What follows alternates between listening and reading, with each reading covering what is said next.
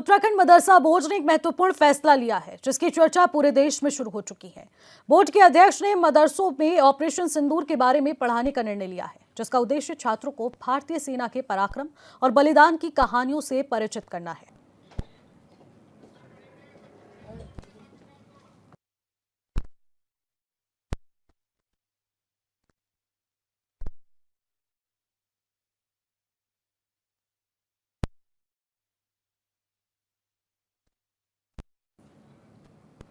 नमस्कार, क्वेश्चन आप देख रहे हैं और मैं हूं आपके साथ निशी भाटिया।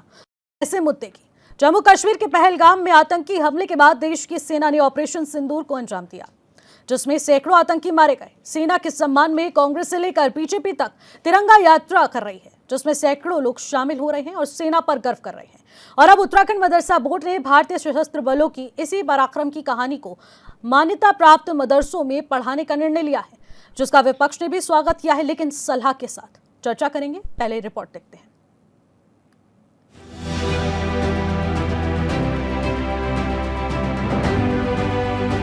पाकिस्तान की कायराना हरकत के जवाब में भारतीय सेना का पराक्रम ऑपरेशन सिंदूर की चर्चा देश भर में हो रही है। और इन सब के बीच उत्तराखंड मदरसा बोर्ड ने बड़ा फैसला लिया है, जिसमें कहा गया है कि अब मदरसों में छात्र छात्राओं को ऑपरेशन सिंदूर के बारे में पढ़ाया जाएगा। उत्तराखंड मदरसा बोर्ड के अध्यक्ष मुफ्ती शमून काजमी ने नई दिल्ली में रक्षा मंत्री राजनाथ सिंह से मुलाकात के बाद इस फैसले की जानकारी।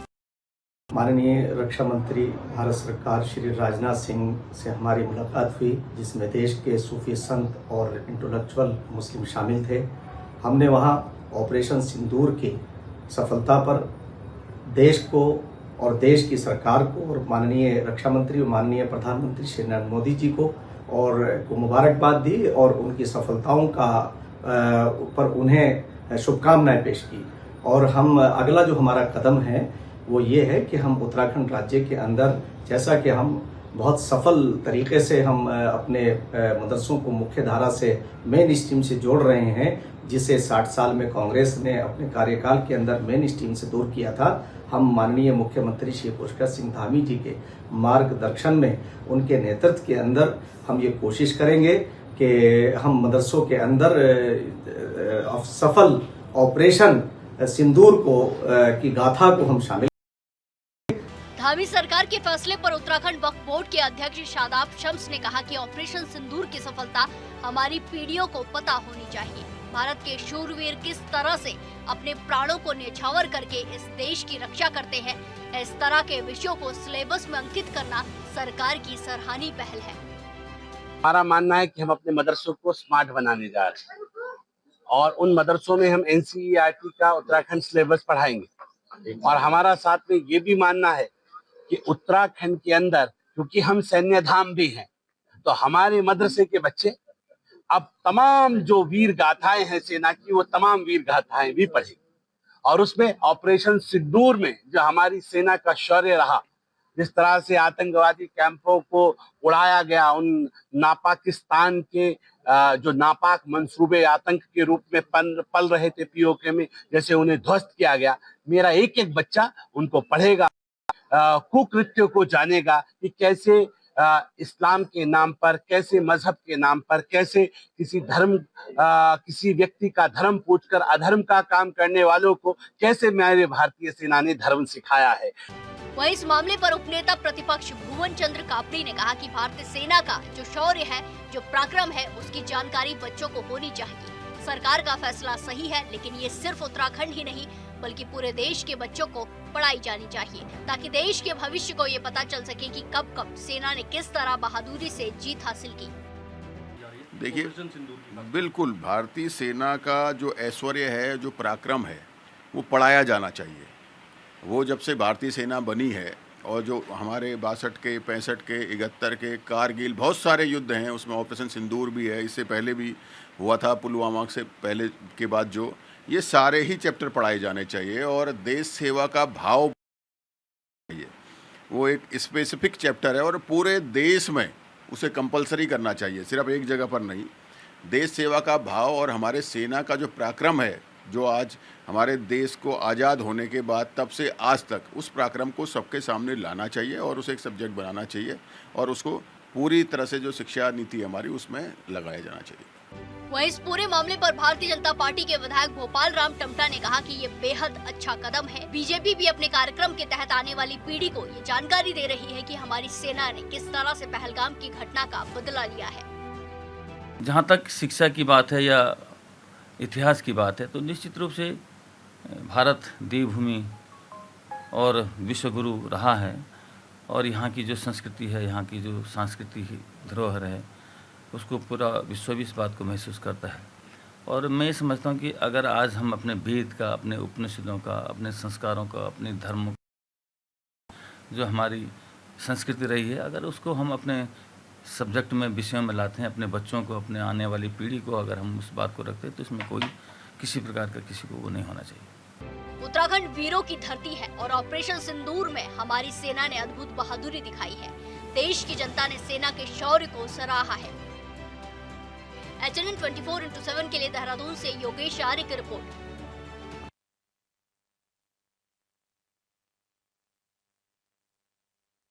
में इस बड़े फैसले को देखा जा रहा है। मदरसों के बच्चे अब सेना के पराक्रम को पढ़ेंगे। बच्चे पढ़ेंगे ऑपरेशन सिंदूर की कहानियां और उस इतिहास को याद करेंगे जो कि इस वक्त बड़े अक्षरों में लिखा गया है। मदरसों में सेना का शौर्य गूंजेगा जो कि अपने आप में एक बड़ी सफलता रहेगी। उत्तराखंड के मदरसों में 50,000 से अधिक बच्चे पढ़ रहे हैं और वही बच्चे ऑपरेशन सिंदूर के बारे में जानेंगे। रक्षा मंत्री ने जब मुलाकात की, ये बड़ा फैसला मदरसा बोर्ड की तरफ से लिया गया है। मदरसा बोर्ड के फैसले का यह विपक्ष ने भी सम्मान किया है, स्वागत किया है और वो कह रहे हैं, साथ ही साथ हिदायत भी दी जा रही है।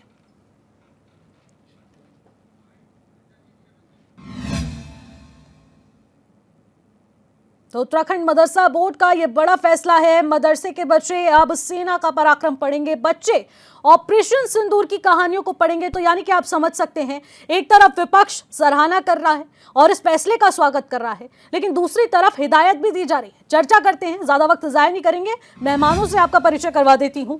नवीन पिशारी जो कि बीजेपी के प्रवक्ता है, वो भी हमारे साथ स्टूडियो में इस वक्त मौजूद हैं। डॉक्टर जीतराम आर्य जो कि कांग्रेस के पूर्व विधायक हैं, वो भी हमारे साथ थोड़े देर में जुड़ने वाले हैं। दीपक रावत यूकेटी के प्रवक्ता हमारे साथ जुड़ चुकी हैं। जीतराम आर्य जी हमारे साथ अब इस वक्त वर्चुअली माध्यम से जुड़ चुकी हैं। आपका भी मैं स्वागत करती हूं जीतराम जी। और उमा सिसोदिया भी हमारे साथ सीधे स्टूडियो से मौजूद है। वीरेंद्र शर्मा जो कि राजनीतिक विश्लेषक हैं, वो भी थोड़े समय बाद हमारे साथ इस चर्चा में जुड़ जाएंगे। सबसे पहले नवीन जी, आपके साथ ही चर्चा की शुरुआत करूंगी। पूरे देश में आपके इस फैसले की सराहना की जा रही है। मदरसा बोर्ड ने एक बड़ा फैसला लिया है और ऐसे में कहा जा रहा है कि आपने मदरसा बोर्ड के लिए बड़ा फैसला तो ले लिया है, लेकिन एनसीईआरटी के पाठ्यक्रम में इसको क्यों ऐड ऑन नहीं किया? देखिए, जब भी माँ भारती की आन बान और शान के लिए देश के वीर सपूत अपने प्राण न्यौछावर करते हैं, अपनी सारी वीरता को दिखाते हैं, तो उस वीरता का बखान जो है स्कूलों में होना ज़रूरी है, मदरसों में होना ज़रूरी है, गुरुकुलों में होना ज़रूरी है, सब जगह उसका होना ज़रूरी है, क्योंकि हमारे देश का इतिहास बच्चों को पता चले और बच्चे उस वीरता को आगे करें और देशभक्ति की उस परंपरा को आगे बढ़ाने का काम करें। तो इसलिए मदरसा बोर्ड ने ये फैसला लिया है कि जो ऑपरेशन सिंदूर, जिसके माध्यम से भारत ने अपने पराक्रम को पूरे विश्व के पटल पर रखा है, उसको, उस गाथा को पढ़ाया जाएगा। और हमारी सरकार ने ये फैसला लिया था कि मदरसों में जो शिक्षा है, उस शिक्षा को साइंस के साथ जोड़ने का काम हमारी सरकार ने किया है और एनसीईआरटी का सिलेबस भी वहाँ पर चलता है, तो उसी सिलेबस में ये डाला जाएगा। तो उसमें स्कूलों में भी पढ़ाया जाएगा, मदरसों में पढ़ाया जाएगा, गुरुकुलों में भी पढ़ाया जाएगा। तो चारों तरफ इस सिंदूर, जो ऑपरेशन सिंदूर है, इसकी गाथा को गाया जाएगा। ठीक है नवीन जी। जीतराम जी, देखिए बड़ा फैसला लिया गया है, विपक्ष भी स्वागत कर रहा है, लेकिन हिदायत भी साफ तौर पर दी जा रही है। हम तो स्वागत करेंगे उसका कि मदरसों में पढ़ाया जा रहा है। समस्या ये नहीं है कि मदरसों का ही टॉपिक आपने लिया है, ये होना चाहिए था टॉपिक कि विद्यालयों में ऑपरेशन जो हमारा जो पहलगांव है, उसको विद्यालयी शिक्षा में, माध्यमिक शिक्षा के अंतर्गत, चाहे वो मदरसे हों, चाहे संस्कृत शिक्षा हो, चाहे गुरुकुल हो, हमारा माध्यमिक शिक्षा का वो है, चाहे बेसिक शिक्षा का है, तो सभी में ये विशेष करके एक ही चीज क्यों ली जाती है कि लोगों का ध्यान मुख्य जो समस्याएं हैं उनसे हट कर करके। ये तो अच्छी बात है कि हम किसी भी चीज को, अपने जो हमारे सेना का पराक्रम है, उसको हमको जितने भी पराक्रम हो, चाहे 62 की लड़ाई हो, 65 की हो, 71 की हो, 98 की हो, आपका इससे पहले सर्जिकल स्ट्राइक जो पुलवामा हमले का हुआ था, और उसके बाद ये पहलगांव का हो गया, तो तमाम हमारे सैनिकों ने समय समय पर इस देश की रक्षा के लिए तमाम ऑपरेशन किए हैं। उन ऑपरेशनों को हमको अपने विद्यार्थियों को, अपने सभी विद्यार्थियों को, चाहे वो समाज का किसी वर्ग का हो, किसी धर्म का हो, किसी जाति का हो, वो हिंदुस्तान का निवासी है, तो उसको उस यहाँ के निवासी को हम अपने बच्चों को उस शिक्षा को देने से अच्छी बात है, वो देना चाहिए, उसको सभी के लिए देना चाहिए।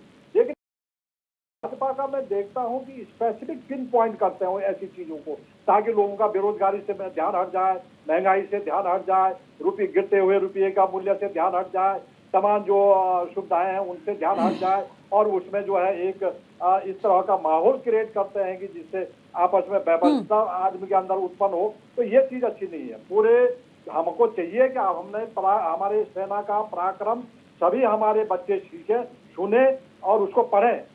पूरा हमारा, चाहे वो माध्यमिक शिक्षा हो, चाहे वो शिक्षा हो, एक वंचित क्यों है? आप क्यों कह रहे हो कि मदरसा ही क्यों, क्या बाकी बच्चे क्यों वंचित क्यों रहे उससे? तो इसलिए मेरा ये मानना है कि ये शिक्षा सभी को पढ़ाई जानी चाहिए, हमारे सेना का पराक्रम सभी, ताकि उनको बचपन से हमारे बच्चों के अंदर जो सेना के प्रति सम्मान जागे और वो सेना में आगे उत्साहित हो सेना में जाने के लिए, अपना पराक्रम देखें, उनमें एक तरह के जोश भरेगी, देशभक्ति के बचपन से ही उनके अंदर कूट कूट के भर जाए, तो वो सभी बच्चों के अंदर भरने के देशभक्ति का जो है, ताकि समय आने पर वो इस देश की रक्षा के लिए, इस देश की एकता और अखंडता के लिए अपना संघर्ष करें। ये मेरा मानना है। ठीक है दीपक जी, क्या आप जीतराम आर्य जी की बात से सहमति रखते हैं कि जो अभी ऑपरेशन सिंदूर की सफलता और उनके पराक्रम, सेना जवानों के ये तमाम शौर्य की जो गाथा है, वो सिर्फ मदरसों के बच्चों को ही पढ़नी चाहिए? क्या आप सहमति रखते हैं? भारतीय जनता पार्टी ने जिस तरीके से ये निर्णय लिया है, निश्चित रूप से बड़ा स्वागत योग्य है। पर अगर ये पाठ्यक्रम में आना है तो मुझे लगता है ये अगले वर्ष के पाठ्यक्रम में आएगा। इस वर्ष तो सबकी क्लासेस स्टार्ट हो चुकी हैं जी। तो ये सभी उसमें आना चाहिए। अगर उद्देश्य भारतीय जनता पार्टी का ये है, विशेष रूप से उत्तराखंड को लेकर, कि जो यहाँ के छात्र हैं उनके अंदर देशभक्ति जागनी चाहिए, तो ये सभी में आना चाहिए। इसका मदरसे से कोई मतलब नहीं है, मदरसे में स्टार्ट हो रहा है, बहुत अच्छा है। इसके बाद गुरुकुल जो हैं, जितने हैं जो चलते हैं, उन पे आना चाहिए। जो हिंदू सभ्यता या हिंदू संस्कृति के हिसाब से जो पाठ्यक्रम चलाते हैं, जो मिशनरी स्कूल हैं, उसमें चलना चाहिए। तमाम उन सारे स्कूलों में इसको चलना चाहिए। उनको जो हमारे शौर्य की, वीरता की जो कहानियाँ हैं, जो 1948 से लेकर जब स्वतंत्रता आंदोलन हुआ, उसके बाद लगातार जो भारत पाकिस्तान से हमने 4 युद्ध लड़े, और अभी एक ऑपरेशन जो ये हुआ है सिंदूर वाला, इसको भी अगर इंक्लूड कर दे, इसमें उरी भी है, सर्जिकल स्ट्राइक भी है, क्योंकि ये युद्ध तो था नहीं, युद्ध तो है नहीं ना, ये तो ऑपरेशन था। तो 3 हमारे ऑपरेशन है, और इससे पूर्व जो युद्ध हुए उन सभी की जानकारियां बच्चों को होनी चाहिए कि किस पराक्रम का जो रूप जो जो जो जो हमारे यहाँ की सेनाओं ने तमाम समय समय पर जो दुश्मनों को दिया है, और उसी के क्रम में एक सिंदूर, ऑपरेशन सिंदूर में भी जिस तरीके के हमारे नभ जल थल तीनों सेनाओं ने जिस स्वरूप में, जिस रूप में इस देश के लिए काम किया है, और जिस समन्वय के साथ अच्छी तरीके से दुश्मन का मुकाबला किया है, तो निश्चित रूप से ये बहुत अच्छा कदम है। लेकिन ये पूर्णतः तब होगा जब ये तमाम सभी जितने भी यहाँ के स्कूल्स हैं, तमाम के पाठ्यक्रम में ये अनिवार्य रूप से आ जाए। सिर्फ मदरसों को लेकर नहीं, क्योंकि मदरसों में तो शुरुआत आई है, आप इसको सब जगह लागू करिए, क्योंकि देशभक्ति हर उस व्यक्ति के बच्चे के अंदर जागनी चाहिए जो किसी विशेष धर्म के रूप से आता है, और आगे चल के उसको देशभक्ति करनी। क्योंकि जब सेना में ज्वाइन करता है तो सेना में ये नहीं होता कि ये मुस्लिम है, ये हिंदू है, ये सिख है, वहां कुछ नहीं होता है। वहां तो ये होता है कि देश की रक्षा के लिए आएगा, देश के लिए समर्पित होगा। तो उसके लिए अगर आज मदरसे है, कल हम तो चाहेंगे कि वो करें, तो अच्छा वो है। और यदि उद्देश्य ये है कि छात्रों के अंदर देशभक्ति जागृत हो, तो निश्चित रूप से मुझे ऐसा लगता है कि 2026 के पाठ्यक्रम में ये तमाम जितने भी हमारे यहाँ के सीबीएसई बोर्ड हो, आईसीएसई बोर्ड हो, जितने भी संचालित होते हैं, उन सभी में एक बहुत ही अच्छे स्वरूप में उनके पाठ्यक्रम में ये आएगा। बिल्कुल, ठीक है। उमा जी, आप क्या मानती हैं कि ये कितना स्वागत योग्य है ये फैसला? देखिए, कदम अच्छा है, बहुत स्वागत योग्य है। और जैसा कि मेरे भाइयों ने कहा कि सभी जितने भी हमारे दूसरे बोर्ड हैं उनमें भी आना चाहिए, मैं इस बात को दोहराऊंगी नहीं। लेकिन मेरा एक प्रश्न है सरकार से कि इससे पहले हमने बहुत सारे युद्ध लड़े। हमने 48 में भी जब हमारा देश आज़ाद हुआ था तब कबायलियों ने हम पर हमला किया, हमने उनका मुंह तोड़ जवाब दिया। उसके बाद 65 की लड़ाई लड़ी, 62 की लड़ाई लड़ी, 71 में हमने एक देश को अलग करा दिया। मैं समझती हूँ, मैं ऑपरेशन सिंदूर को यहाँ कमतर नहीं आंक रही हूँ, लेकिन जिस 71 की लड़ाई में हम लोगों ने एक देश अलग कर दिया पाकिस्तान से, तो मैं समझती हूँ वो लड़ाई इस ऑपरेशन से कहीं बड़ी थी। वो एक घोषित युद्ध था। उस युद्ध के बारे में हमारे बच्चों को पूरा पता होना चाहिए कि किस तरीके से हम पर वो युद्ध थोपा गया, उस समय की क्या परिस्थितियाँ थी। और वहाँ से देखिए, युद्ध में ऑपरेशन था, 4 दिन का ऑपरेशन था, एक छोटी लड़ाई थी। बच्चे उस छोटी लड़ाई को जाने, बहुत अच्छी बात है। लेकिन 71 की लड़ाई हमारे लिए एक बहुत बड़ा युद्ध था। उस 71 की लड़ाई में हमने 93,000 सैनिकों को अपने यहाँ आत्मसमर्पण कराया। उसके बाद शिमला समझौता हुआ और तमाम चीज़ें, और विश्व में हमने एक नया बांग्लादेश पैदा करके इस विश्व की राजनीति को चेंज किया। उसके बारे में पढ़ाया जाना बहुत ज़रूरी है। मैं यहाँ पर राजनीतिक बात नहीं करूँगी। अब बीजेपी ये कहे कि भाई मैं कांग्रेस की तरफदारी कर रही हूँ, या कहीं ना कहीं आप लोगों को इसमें इंदिरा गांधी जी की तारीफ़ करनी पड़ जाएगी इस पूरे, अगर आप 71 की लड़ाई को अगर आप युद्ध में उसमें पाठ्यक्रम में शामिल करते हैं। तो राजनीति से ऊपर उठते हुए मैं आपके चैनल के माध्यम से बीजेपी को ये सलाह देना चाहती हूँ, और कि राजनीति से ऊपर हमारे बच्चों को उन युद्धों के बारे में, और वो जो हमने जीते हैं, जिस संकल्प के साथ हम लोगों ने जीते हैं, जिस संकल्प के साथ उस समय के जो राजनय था, जो नेतागण थे, जिस संकल्प के साथ उन्होंने 71 की लड़ाई जीती है, उसको भी पढ़ाया जाना बहुत ज़्यादा ज़रूरी है। साथ साथ कि हम ऑपरेशन सिंदूर को बच्चों को पढ़ाएं, बच्चों को पता हो कि हमारा इतिहास कहाँ से शुरू हुआ है। 47 में हमने अंग्रेजों को यहाँ से भगाया, और उसके बाद हम लगातार इंडिया पर होते हुए हम लोग जीतते रहे, आज तक जीतते रहे। तो हम कहाँ से उस इतिहास को लेकर आए हैं, उसको पढ़ाया जाना बच्चों को बहुत ज़रूरी है। माँ बाप को भी अपने बच्चों को ये बताएं। आजकल तो सोशल मीडिया है, हर इतिहास का, हर युद्ध के बारे में बहुत सारी जानकारी सोशल मीडिया पर उपलब्ध होती है। माँ बाप को बताना चाहिए। लेकिन जब बच्चा स्कूल में पढ़ता है, जब बच्चा टीचर्स के सामने पढ़ता है, उस बच्चे की मानसिकता पर जो पॉजिटिव इफेक्ट पड़ेगा कि हम लोग इतने बड़े, हमारी सेना इतनी बड़ी सूरमा है कि हम लोगों ने एक देश अलग करा दिया, हमने पाकिस्तान को खंडित कर दिया। और मैं समझती हूँ कि वो पढ़ाया जाना बहुत ज़रूरी है ऑपरेशन सिंदूर के साथ साथ। बिल्कुल उमा जी, आपने सही कहा है कि अगर पढ़ानी ही है शौर्य गाथाएं तो स्टार्टिंग से पढ़ाई जाए। सिर्फ ऑपरेशन सिंदूर को ही क्यों मेंशन किया जा रहा है? हालांकि ऑपरेशन सिंदूर के बारे में भी जानना बहुत ज़्यादा ज़रूरी है। लेकिन नवीन जी, आपको क्या लगता है कि एनसीईआरटी के पाठ्यक्रम में इसको ऐड ऑन नहीं करना चाहिए था? क्योंकि सिर्फ मदरसे में इस ऑपरेशन सिंदूर के बारे में जानकारी साझा करना, उन्हें ये पढ़ाना, तो ऐसा विपक्ष के द्वारा भी कहा जा रहा है, जिस तरीके से जीत राम जी ने कहा कि एक स्पेसिफिक टॉपिक बीजेपी ढूंढ कर लाती है जिससे कि बाकी मुद्दों से ध्यान भटका दिया जाए। नहीं, ऐसा नहीं है। भारतीय जनता पार्टी की सरकार इसको सभी पाठ्यक्रमों में शामिल करेगी। जैसे मैंने कहा कि चाहे वो गुरुकुल हो, चाहे मदरसा हो, चाहे और भी जो हमारे विद्यालय हैं, जहाँ पर भी बच्चों को शिक्षा दी जा रही है, उस शिक्षा में भारत की शौर्य गाथा को जरूर गाया जाएगा। और जैसे कि बात आ रही है कि 1971 क्यों नहीं, सिंदूर क्यों नहीं, तो ऐसा नहीं है। सारी ही गाथा आप देखते हैं कि इस देश के इतिहास के साथ जो खिला गया, आज पूरे देश की जनता कहते हैं कि हमारा इतिहास जो है वो नहीं है। यहाँ शिवाजी महाराज को नहीं पढ़ाया जाता, महाराणा प्रताप को उतना नहीं पढ़ाया जाता जितना मुगलों को पढ़ाया जाता, ये पूरा देश कह रहा है। तो हम उस इतिहास को सही तरीके से भारत के जो बच्चे हैं, भारत का जो भविष्य है, उसके सामने रखने की कोशिश करते हैं। और इस पर कई विवाद फिर विपक्ष भी करता है, लेकिन हमारी कोशिश है कि भारत के असली इतिहास को, हमारे सैनिकों की असली शौर्य गाथा को हमारे बच्चे जाने, जो हमारा भविष्य है, ताकि भारत को, जो हम विश्वगुरु बनाने की बात करते हैं, भारत को जो विकसित देश बनाने की बात करते हैं, वो सपना साकार हो। जब देशभक्ति जागेगी और राष्ट्रीयता की भावना जब हमारे अंदर होगी, तब हम उस पथ पर आगे बढ़ पाएंगे। तो ये मकसद हमारी सरकारों का है, हमारी पार्टी का भी है, और इस देश की भी जनता जो है वही चाहती है।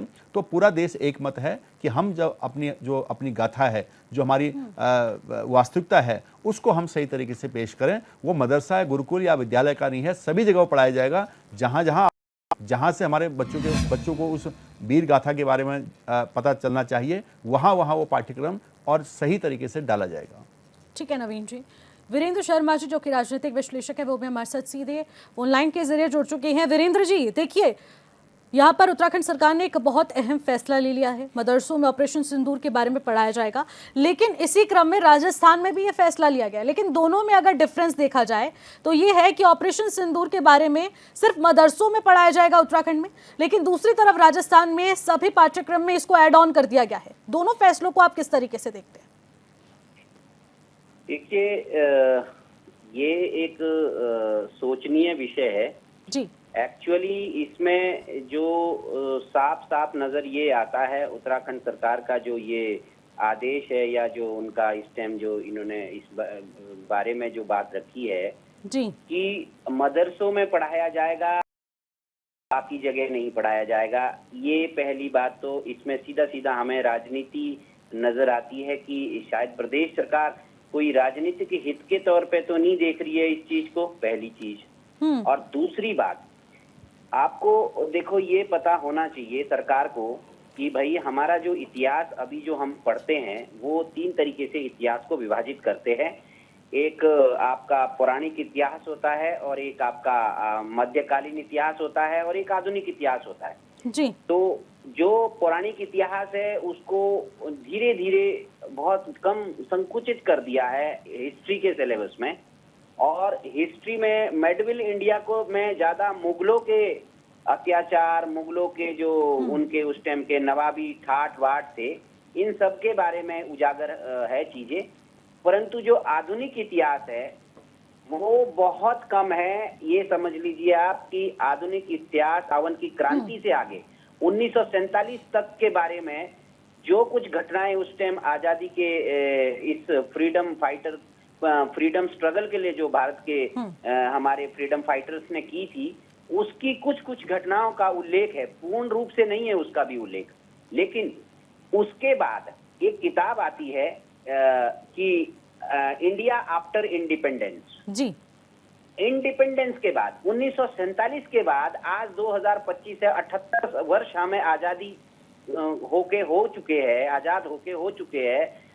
उन 78 सालों में भी हमारे देश में कई बड़ी बड़ी घटनाएं हो चुकी है, चाहे वो 71 का युद्ध है, 65 का युद्ध है, या फिर ठीक उसी के बाद जो हमारे साथ पाकिस्तान के उसके बाद जितने भी वॉर हुए हैं, 99 का वॉर है, या ये जितने भी अभी ये ऑपरेशन सिंदूर है, ये लेटेस्ट है।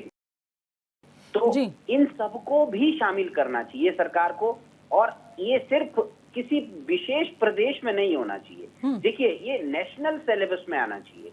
ये किसी उत्तराखंड के अंदर कोई देशभक्ति जागृत करने के लिए आपने मदरसों को टारगेट किया, ये कहाँ की राजनीति है बताइए आप? क्या सिर्फ उत्तराखंड के मुसलमानों को आप देशभक्ति सिखाना चाहते? देश भर में मुसलमान नहीं रहते क्या? आपको अगर ये चीजें लागू करनी है तो आप नेशनल स्तर पे करिए और पूरा इंडिया आफ्टर इंडिपेंडेंस करिए। अगर आप रिड्यूस भी करना चाहते हैं तो आप जो ये मध्यकालीन भारत का जो इतिहास है, मुगलों का इतिहास है, जिनमें अत्याचार हमारे लोगों पे बहुत ज्यादा हुए, उनको थोड़ा कम कर सकते हैं हम। उस कंटेंट को, उसमें उतनी सत्यता भी नहीं है। किस राइटर ने उस टाइम जिस चीज का उल्लेख किया है, हमें उतना हमने जिस राइटर ने जैसा किताबों में लिखा है, हमारी जनरेशन वही सीख रही है। हाँ, हमें नहीं है मालूम सच्चाई क्या थी। जनरेशन इस चीज के बारे में ज्यादा इंटरेस्ट रखती है। ठीक है, पौराणिक चीजें चलनी चाहिए। पौराणिक जो है ग्रंथों से लेकर धार्मिकों से लेकर उन चीजों को बल्कि और अच्छे से डिटेल में देना चाहिए। लेकिन जो ये मध्यकालीन भारत का जो इतिहास रहा है, ये सब जो है, इसके ऊपर हम कहते हैं कि ये इसमें इतनी सत्यता भी नहीं है। इसको कम करके और एक मॉडर्न इतिहास को अच्छे से उजागर करना चाहिए। और हर घटना के बारे में आज की जनरेशन के लिए 78 साल का इतिहास कम नहीं होता है। इतिहास 1 वर्ष का भी होता है, इतिहास 2 वर्ष का भी होता है, इतिहास 1 दिन पुराना भी होता है। तो इतिहास 78 वर्ष का है हमारे पास, उसका कोई अता पता नहीं है। वो तो बिल्कुल आप समझ लो कि मैगजीनों में छप रहा है 10 दिन के लिए, उसके बाद वो गायब हो रही है चीज। और अगर कोई बहुत पढ़ा लिखा या आप जैसे व्यक्ति हो तो वो आप एक किताब खरीद सकते हो और उसको इंडिया आफ्टर इंडिपेंडेंस पढ़ सकते हो। आप 2-4 गिने चुनिंदे लोग पढ़ सकते, पूरी जनरेशन तो नहीं पढ़ रही ना उसको, कमिंग जनरेशन तो नहीं पढ़ रही ना उसको, तो उसको क्या नॉलेज होगा, उसके अंदर क्या देशभक्ति होगी? उसमें कुछ भी नहीं है।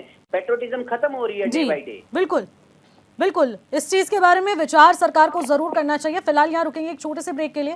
ब्रेक के बाद जल्द लौटेंगे, आप देखते रहिए HNN24/7। ब्रेक के बाद एक बार फिर से आपका स्वागत करेंगे और वापस चर्चा में लौटते हैं।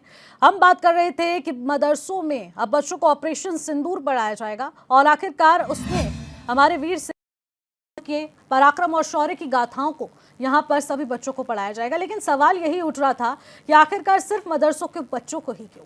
ठीक है, जीतराम जी हमारे साथ मौजूद है। तो जीतराम जी देखिए, यहाँ पर बड़ा सवाल उठ रहा है और अभी जिस तरीके से वीरेंद्र जी ने भी बताया था कि यहाँ पर इंडिया आफ्टर इंडिपेंडेंस भी पढ़ाया जाए, यानी कि स्टार्टिंग से लेकर एंड तक सभी सिलेबस में मेंशन किया जाए। हालांकि जो मिडीवियल पीरियड था उसको थोड़ा कम किया जा सकता है, लेकिन इन सब को भी मेंशन करना बहुत ज़्यादा ज़रूरी है और मदरसों के अलावा एनसीईआरटी पाठ्यक्रम में से जोड़े, सभी लोग इसको पढ़ें।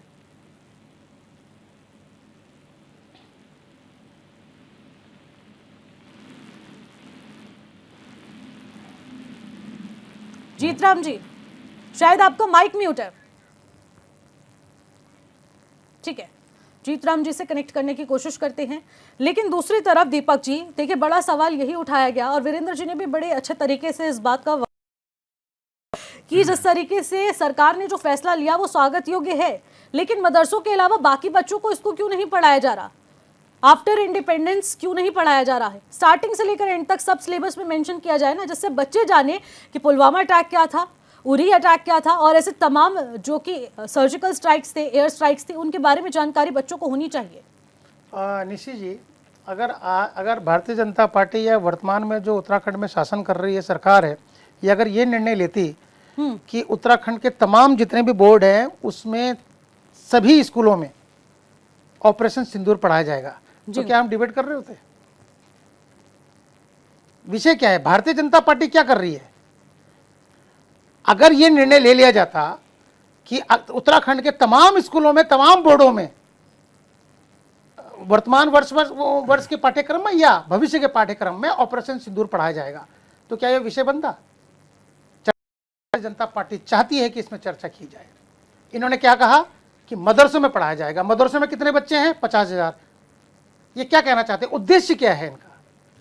अगर उद्देश्य ये है कि क्या मदरसों में पढ़ने वाले बच्चे देशभक्त नहीं हैं, क्या राष्ट्रभक्त नहीं है, या आज तक पिछले 75 वर्षों से जब से भारत आजाद हुआ है और 25 वर्ष जब से उत्तराखंड बना है, क्या वहां देशभक्ति नहीं पढ़ाई जा रही है? देशभक्ति नहीं निकलते हैं, देशभक्त नहीं निकलते हैं?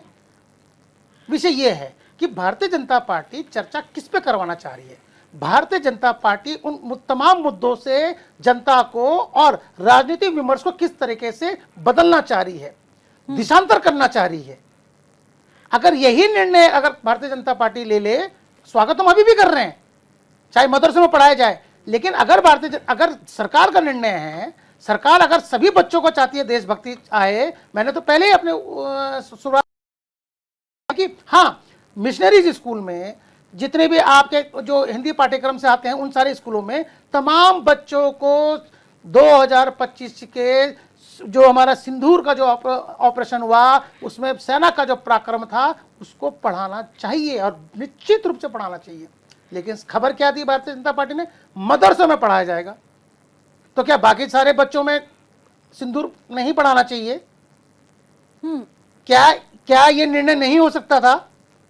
क्योंकि चर्चा प्रदेश के अंदर यह कराना चाहती है भारतीय जनता पार्टी कि सिर्फ मदरसों में पढ़ाया जाएगा। या तो ये कहें, अगर आज इनके प्रवक्ता या इनके जितने भी जिन्होंने निर्णय लिया वो कहते हैं कि तमाम पाठ्यक्रम में पढ़ा जाएगा, तो आज ये खबर जो आई है ये इस तरह से क्यों नहीं आई कि उत्तराखंड के तमाम जितने भी स्कूल हैं या बोर्ड हैं वर्तमान वर्ष में या विगत आने वाले वर्ष में सिंदूर जो ऑपरेशन हुआ है उससे बच्चों को पढ़ाया जाएगा, ताकि उनके अंदर देशभक्ति जागे और उनके अंदर सेना का जो पराक्रम जिस स्वरूप में जिस एकजुटता का परिचय देकर उन्होंने दुश्मन को जवाब दिया, ये उनको जानना चाहिए।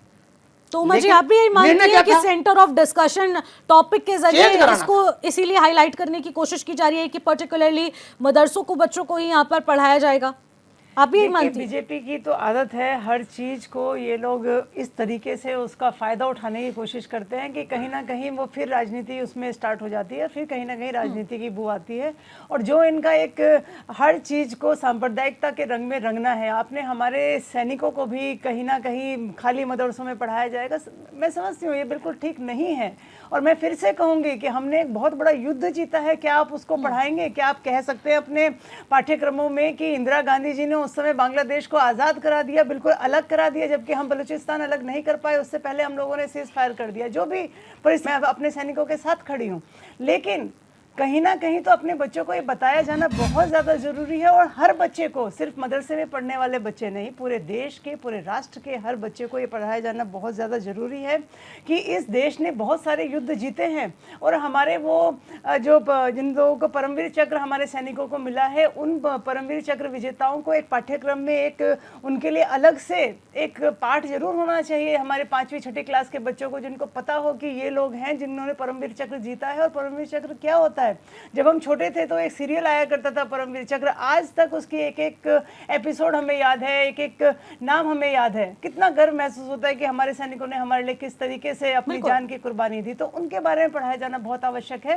लेकिन देश के हर बच्चे को, चाहे वो बच्चा हमारा सिक्किम से आता हो, चाहे वो केरल से आता हो, चाहे वो राजस्थान का बच्चा हो, चाहे वो कश्मीर का बच्चा हो, पता होना चाहिए कि हमारे सैनिक किस तरीके से लड़े और उनका हर युद्ध के बारे में बताया। बिल्कुल जीतराम जी, आप भी क्या विपक्ष के साथ सहमति रखते हैं? क्योंकि आप ही लगातार सवाल उठा रहे हैं। भुवन कापड़ी जी ने भी जिस तरीके से अपने पक्ष को रखा कि अगर पढ़ाना है तो सभी जगह बच्चों को पढ़ाना चाहिए, सिर्फ एक स्पेसिफिक धर्म को क्यों टारगेट कर दिया जाता है कि सिर्फ मदरसों के बच्चों को पढ़ाया जाएगा? क्या वहीं पर देशभक्ति की कमी नजर आती है, इसीलिए ऑपरेशन सिंदूर की जानकारी उन तक पहुंचाई जाए? देखिए, मेरा इतिहास का अपना एक महत्व होता है और इतिहास में हमारा वैदिक काल में हमारे रामायण की रचना हुई, महाभारत की रचना हुई, पूर्व पाषाण काल हुआ, उत्तर पाषाण काल हुआ, विभिन्न हम जो मानव की सभ्यताएं हैं, विभिन्न फेज में मानव की सभ्यता का विकास हुआ है।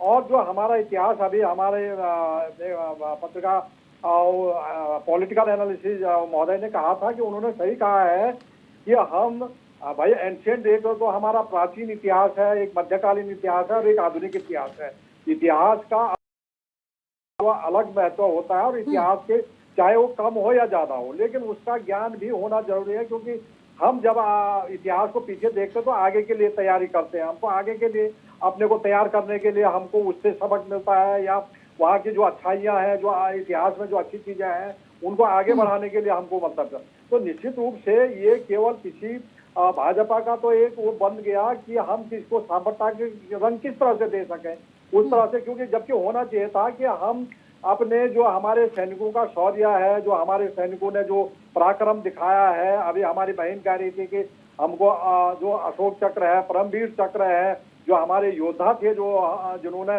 भारत के लिए अपना सर्वोच्च बलिदान भी दिया है, जिन्होंने पराक्रम दिखाया, उन सबको के विषय में थोड़ा थोड़ा करके, चाहे 2 लाइन हो, 4 लाइन हो, जरूर उसका जिक्र होना चाहिए, इतिहास के रूप में होना चाहिए। कल को आज से 50 साल बाद हम ऑपरेशन सिंदूर को भी पढ़ेंगे तो हम 71 देश का बनने का इतिहास भी पढ़ेंगे, 65 का युद्ध भी पढ़ेंगे, 99 का युद्ध भी पढ़ेंगे, 19 की सर्जिकल स्ट्राइक भी पढ़ेंगे। तो आज से 50 साल बाद आज क्यों सोचते हो कि आज आपको राजनीति करनी है तो आप कहो कि हम मदरसों में वो पढ़ाएंगे, ऑपरेशन सिंदूर पढ़ाएंगे, बाकी जगह नहीं पढ़ाएंगे, या बाकी जगह सही है।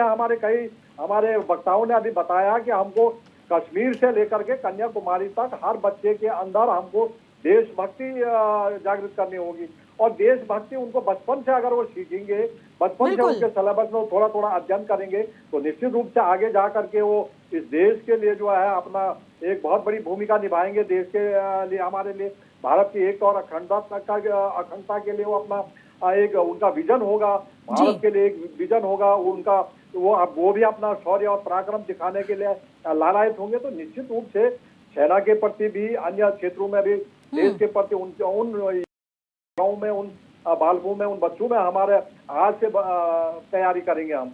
तो ये चीजें भारतीय जनता पार्टी का एक है कि एक मुद्दा ले लो, सांप्रदायिक मुद्दा ले लो और उसको कहोगे हम मदरसों में पढ़ाएंगे।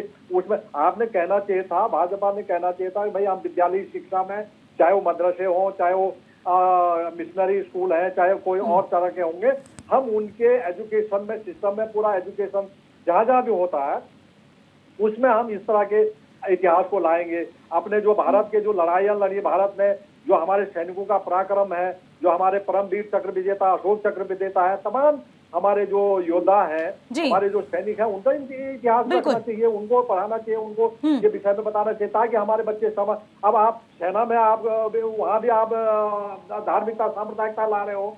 सेना में तो सबका एक धर्म होता है, देश का, और देश के प्रति उसकी वफादारी होती है, देश के प्रति उसकी ईमानदारी, देश के प्रति जवाबदेही होती है। अपने देश के लिए, चाहे वो किसी धर्म का हो, किसी जाति का होता है। आप देख रहे हैं सेना में हमारे सभी वर्ग हैं, वहाँ पर सेना आप देख रहे हैं, जहाँ सैनिक बने हैं वहाँ पर मंदिर भी बने हैं, वहाँ पर मस्जिद भी बने हैं, वहाँ पर चर्च भी बने हुए हैं। हमारे सैनिक सब अपनी अपनी पूजा करते हैं और युद्ध के समय सब एक साथ मिल करके लड़ाई लड़ते हैं।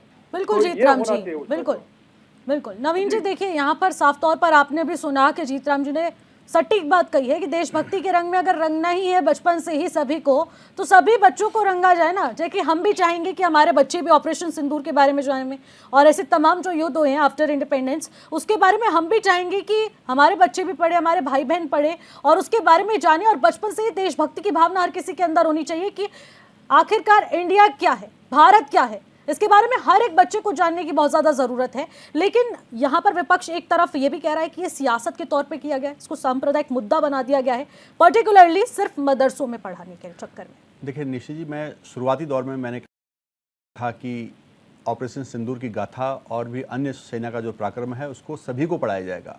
अभी मदरसा बोर्ड ने अनाउंस किया है और भी जो बोर्ड, शिक्षा के बोर्ड है उनमें होगा।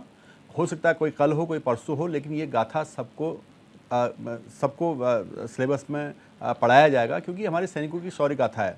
और ना हमारे किसी नेता ने कहा कि नहीं केवल मदरसों में पढ़ाया जाएगा। अगर किसी ने कहा तो बयान दिखाइए। ये विपक्ष एक देखिए मुलाकात होती है नवीन जी रक्षा मंत्री से, और जब मुलाकात होती है तो उसके बाद जब इम्प्लीमेंटेशन हो जाता है, नहीं, यहाँ पर मुलाकात किसकी हुई आप ये बताएं। मुलाकात सूफी संत समाज की हुई, और मुलाकात जिनकी हुई उन पर उन्होंने एक अपने तरफ से संदेश देने की बात कही और देश की एकता को, अखंडता को बनाए रखने की बात की। और बहुत अच्छा फैसला, मैं कह रहा हूँ कि सभी इसकी तारीफ कर रहे हैं कि उत्तराखंड से मदरसा बोर्ड ने जो ऐलान किया है कि हम इस गाथा को पढ़ाएंगे, वो बहुत प्रशंसनीय है, सराहनीय है, और देश उसकी सराहना कर रहा है और उत्तराखंड की वाहवाही भी उसमें हो रही है। लेकिन मैं ये बता रहा हूँ कि एक विशेष समुदाय को तुष्टीकरण और वोट बैंक समझने वाली पार्टी, जब भारतीय जनता पार्टी उस समुदाय को मुख्य धारा से जोड़ने की बात करता है, स्कूली शिक्षा को मुख्य धारा से जोड़ने की बात करता है, तो तब इनका जो विलाप होता है वो देखने लायक होता है। अगर ये इतने अच्छे होते तो ये कभी भी उस समुदाय को अपना वोट बैंक नहीं समझते और उसको तुष्टीकरण की राजनीति से दूर रखते। तो जो इन्होंने क्रियाकलाप किए हैं, उस समाज के पिछड़ेपन का आज अगर कोई कसूरवार है तो कांग्रेस है। तो उसको ये समझना होगा कि दशकों तक यहाँ पर इन्होंने राजनीति की, उस समाज के साथ इन्होंने क्या किया। आज भारतीय जनता पार्टी जब एक देश एक संविधान की बात करती है, हमने जम्मू कश्मीर में 370 हटाई और उसको देश की मुख्य धारा से जोड़ने का काम किया, तो समाज के हर वर्ग को राष्ट्रीय भावना से जोड़ने का काम भारतीय जनता पार्टी की जो सरकार कर रही है, उससे कांग्रेस, उससे विपक्ष बौखला जाता है कि भाई ये ऐसे क्यों हो रहा है। क्योंकि उनको सरकार की सफलता से ईर्ष्या होती है, वो नहीं चाहते कि भारतीय जनता पार्टी सफल हो। एक छोटा सा सवाल लेना चाहूंगी, सरकार जीतराम जी आपके पास ही आऊंगी, लेकिन एक छोटा सा सवाल है नवीन जी, आपके ही सवाल से जुड़ा हुआ सवाल है। यूसीसी वक्फ बिल, मदरसों पर कार्रवाई, जो कि अवैध रूप से जो मदरसे संचालित है उन पर कार्रवाई, और उसके बाद अब मदरसों में ऑपरेशन सिंदूर। अब आप मुझे बताइए कि इसको हम फेवरिज्म समझें या फिर कुछ और समझें।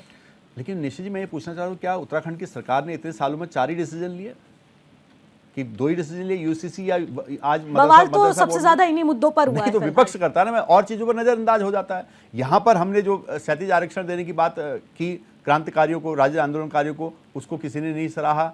यहाँ पर एक सख्त नकल कानून बनाने के काम की, उसको किसी ने नहीं देखा। यहाँ पर हर तरह से विकास करने की काम सरकार कर रही है, उसको कोई नहीं देख रहा। यहाँ सरकार ग्रीन बोनस की बात कर रही है, उसको कोई नहीं देख रहा। यहाँ पर इको जो सर्विस कॉस्ट है उसकी बात कर रही है, उसको कोई नहीं देख रहा। जो सरकार ने इतने निर्णय लिए हैं इस राज्य को के लिए, राज्य के सर्वांगीण विकास के लिए, उससे शतुर्मुर्गी जो ये जो रवैया जो विपक्ष का है, उनको केवल एक विशेष समुदाय दिखता है, क्योंकि उनका वहीं पर थोड़ा जो वर्चस्व बचा है। उनको लगता है कि जिस प्रकार से भारतीय जनता पार्टी उनको मुख्य धारा में शामिल करने की बात कर रही है, और भारतीय जनता पार्टी की सरकार जिस प्रकार से सफल हो रही है, इनका तो कई दशकों तक नंबर ही नहीं आना राजनीति में, तो ये राजनीति में कैसे एंट्री होगी? ये तो बेरोजगार हो गए। उस बेरोजगारी का रोना जिस प्रकार से विपक्ष गा रहा है, वो इनकी एक हताशा कह सकते हैं, इनकी निराशा कह सकते हैं, और इससे ज़्यादा कुछ नहीं है। इस प्रदेश की जनता जानती है, इस देश की जनता जानती है कि भारतीय जनता पार्टी की सरकार इस देश के लिए, इस प्रदेश के लिए क्या कर रही है। नवीन जी, यानी कि मुख्य धारा से ऑपरेशन सिंदूर के जरिए सिर्फ मदरसों में पढ़ाकर आप जोड़ने की कोशिश नहीं,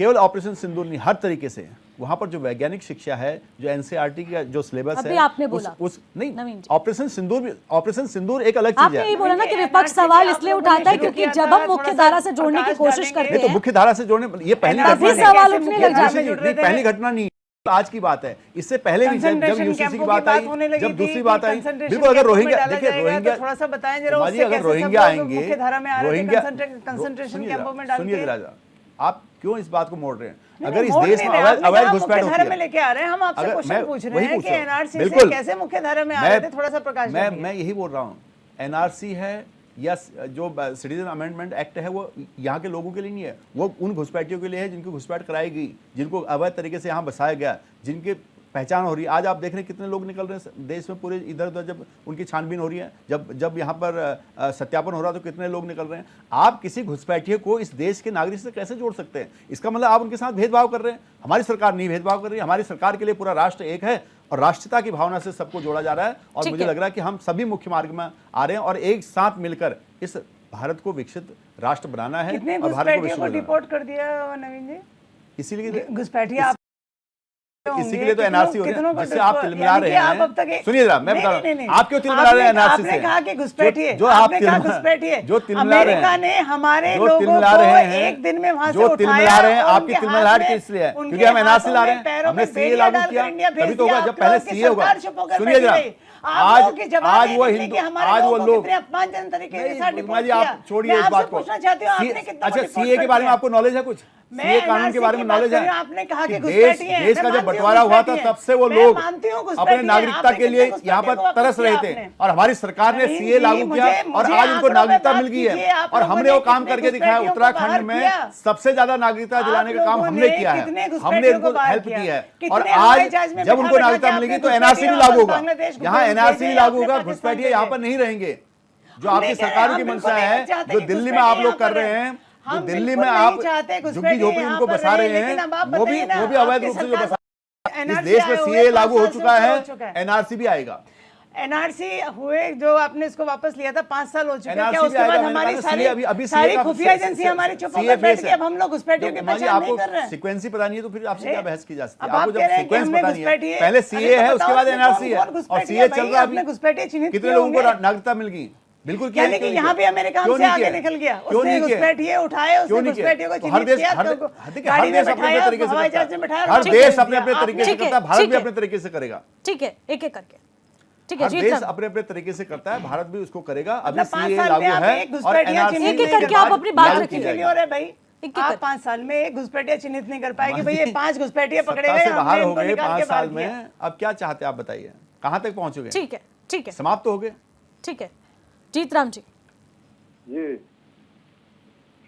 ऐसा है, मैं पहले ही बता चुका हूँ कि मैंने ये जो जनता पार्टी का एक पर्टिकुलर और कांग्रेस को निशाना बनाना इनका काम है।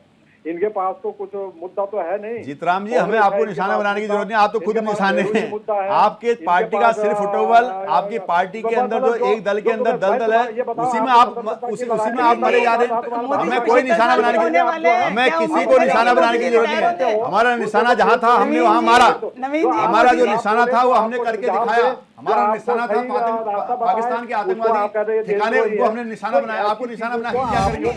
आप खुद ही समाप्त हैं। आप जबरदस्ती भारतीय जनता पार्टी के मुकाबले खड़े होकर यहाँ पर ये मत दिखाइए कि आपकी एग्जिस्टेंस है। आप जबरदस्ती भारतीय जनता पार्टी के मुकाबले खड़े होने की कोशिश ना करें। जीतराम जी, डॉक्टर साहब, आप जबरदस्ती अपने आप को प्रेजेंट ना करें, आगे बढ़ाने में आप जबरदस्ती अपने आप को प्रेजेंट ना करें। ठीक है, एक एक करके आप लोग अपनी बात रखिए ना, ऐसे तो समझ ही नहीं आएगा। जीतराम जी, आपने अपनी भूमिका निभाई देश के लिए। आप कह रहे फलाना कांग्रेस ने कर दिया, फलाना कांग्रेस में हम इस देश को विकसित राष्ट्र बना रहे हैं, इस देश को तरक्की की राह पर ले जा रहे हैं, इस देश की जीडीपी को आगे बढ़ा रहे हैं, इस देश की इकोनॉमी को आगे बढ़ा रहे हैं, इस देश की सैन्य ताकत को मजबूत कर रहे हैं। अभी आपने देखा नवीन जी, वक्त तो चला है, फाइनल कमेंट लूंगी मैं। सुनने पाकिस्तान को एक और टुकड़े करते हैं उसके।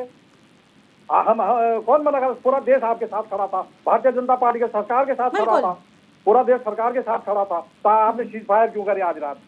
ये बताइए, आप इसका जवाब कौन देगा? हम लोग सिंध अलग कर सकते थे, बलूचिस्तान अलग कर सकते थे, क्यों आप लोगों ने सीज़फायर किया? उसको बड़े गंभीर समय आएगा सब होगा, समय आएगा सब होगा, समय आएगा सब होगा। इस देश की जनता जो चाहती है वो होगा, वो होगा। आप कितना भी रोना रो लें, इस देश की जनता जो चाहेगी भारतीय जनता पार्टी की सरकार वो करेगी। तुष्टिकरण कर दिया, उसने ये कर दिया। इसके अलावा आपके पास, आपने कभी बेरोजगारी पे बात किया क्या? आपने शिक्षा पे बात, रोज बात हो रही है, महंगाई पे बात की,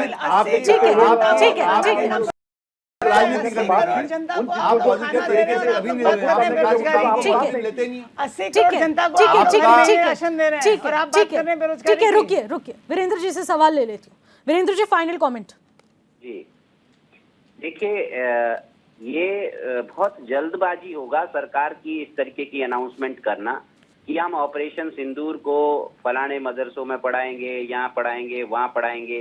देखिए, एक तरफ हमारे प्रधानमंत्री जी देश को आश्वासन देते हैं कि भाई अभी ऑपरेशन सिंदूर कंप्लीट नहीं हुआ है, वो एक स्थगित कर दिया गया है।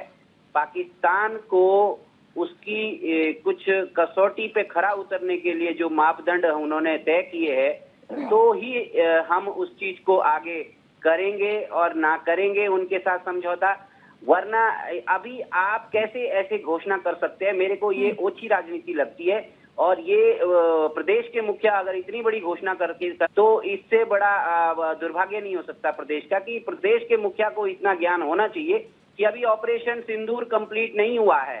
सिलेबस में कोई भी चीज वो पढ़ाई जाती है जिसका एक समय अवधि पूरी हो दी जाती है, उस घटना को बीते हुए वर्ष तो हो कम से कम। आप ऐसे कैसे? आपने किसी इतिहासकार से बातचीत की क्या? आपने किसी इतिहासकार से कोई जानकारी ली क्या? इतिहास लिखा नहीं गया और पढ़ाने की बात पहले आ रही है। तो ये जल्दबाजी का मतलब तो सीधा इंगित करना, ये सीधा जो है इस पे राजनीति करना है। आगामी चुनावों को लेके कई प्रदेशों में चुनाव है, बिहार है, जैसे कई और जगह भी है। अभी ये कहना बहुत जल्दबाजी है सरकार का कि भाई हम यहाँ पढ़ाएंगे, वहाँ पढ़ाएंगे, ये गलत है। देखिए, पहले तो अपने प्रधानमंत्री जी की बात सुनिए आप। प्रधानमंत्री ने देश को आश्वासन दिया है कि ऑपरेशन सिंदूर अभी कंप्लीट नहीं हुआ है, हमारा मकसद पूरा नहीं हुआ है, अभी हमारा ऑपरेशन सिंदूर स्थगित किया गया है। सीज फायर किन्हीं शर्तों को लेके स्थगित की गई है, ये नहीं कि हमने कंप्लीट कर दिया है। सेनाएं अभी भी अलर्ट मोड पे हैं और जब हम कुछ चीजें हासिल करेंगे, जिस लक्ष्य को लेके हमने इस ऑपरेशन सिंदूर को ऑन किया है, जिस दिन ये हमारे लक्ष्य हासिल हो गए और उस दिन हम इसको कंप्लीट मानेंगे, तब इसका इतिहास लिखित रूप में आए। जब इतिहासकार लिखित रूप में इतिहास को बनाते हैं, उसके बाद हम और आप या मैगजीन के माध्यम से, किसी भी सोर्स के माध्यम से पढ़ते हैं। पढ़ने के बाद सरकारें भी पढ़ती है। अभी तो ये पूछिए जरा मुख्यमंत्री जी को आप कि ऑपरेशन सिंदूर में 7 मई की रात को कितनी गोलियां चली थी, आप कैसे लिखने की बात कर रहे हैं?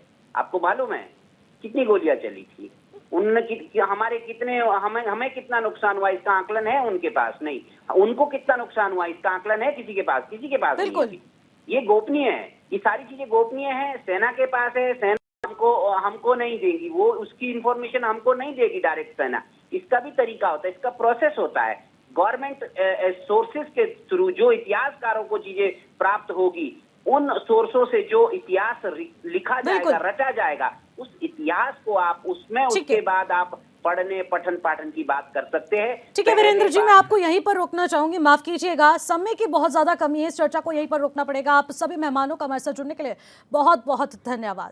तो जिस तरीके से ऑपरेशन सिंदूर की सफलता और दूसरी तरफ देखने को मिल रहा है कि इसी का पाठ्यक्रम अब मदरसों में पढ़ाया जाएगा, लेकिन क्या सिर्फ मदरसों में काफी है? क्या और भी बच्चों को पढ़ने की इसकी जरूरत है? आखिरकार उत्तराखंड में सिर्फ और सिर्फ मदरसों पर ही क्यों इसका इंप्लीमेंटेशन किया गया? आखिरकार कब तक बाकी बच्चों को भी ऑपरेशन सिंदूर की जानकारी मिलेगी? अपने आप में बड़ा सवाल बन चुका है। इसी को लेकर आज की ये चर्चा बेहद खास रही। फिलहाल मेरे साथ बस इतना ही, मुझे दीजिए इजाजत।